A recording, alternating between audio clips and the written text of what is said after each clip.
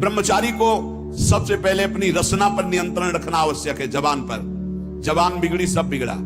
गंदे आचरण वाले, जिनको पवित्रता का ज्ञान नहीं, जिनको केवल अर्थ पिशाच हैं, नाना प्रकार की अपवित्रताएं करके तुम्हें भोजन परोसते हो, गरम गरम तुम्हारे सामने आया, तुम अमृत समझ के खा रहे हो, तुम्हारी बुद्धि नहीं खराब हो जाएगी? सबसे पहले सतमार्ग में चलने वाले को इस रसेंद्री को मारना होता है। रसेंद्री, ये जीत गए, सब जीत गए। और इस मार्ग में सबसे ज्यादा इसी को दुलार करने का अवसर मिलता है। जहां निमंत्रण होगा वहां चक्क होगा, बस को खाओ और चौपट करो अपनी साधना, अपने परमार्थ को चौपट कर दो। खाना ही मृत्यु है और खाना ही जीवन है। जो पवित्र भगवद अर्पित मित आहार करता है वो अपने जीवन को भागवतिक बना लेता। कितना खाओगे?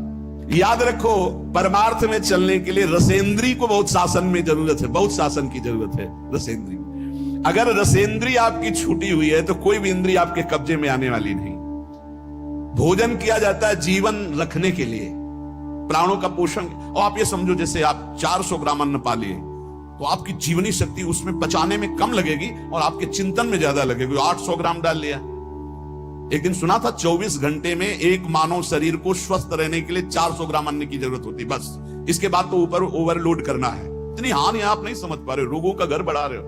थोड़ा भोजन करो, सात्विक भोजन करो, और ऐसा भोजन करो जिसमें तेल आदि गरिष्ठ पदार्थ ज्यादा न हो, तो आपकी जीवनी शक्ति बढ़ेगी। आप उसी जीवनी शक्ति से भजन करेंगे।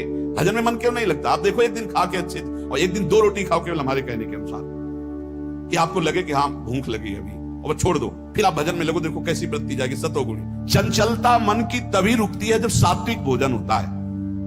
नेत्र की चपलता, बार बार इधर उधर देखना, कानों की चपलता, प्रपंच की बात सुनना, हर इंद्री का ब्रह्मचर्य हमें चाहिए। तो बहुत लाल मिर्च वाला गर्मा गर्म ये ब्रह्मचर्य के लिए सब हानिकारक। उत्तेजक भोजन नहीं, उत्तेजक दृश्य नहीं, उत्तेजक बातें नहीं, तभी संयम से चला जा सकता है।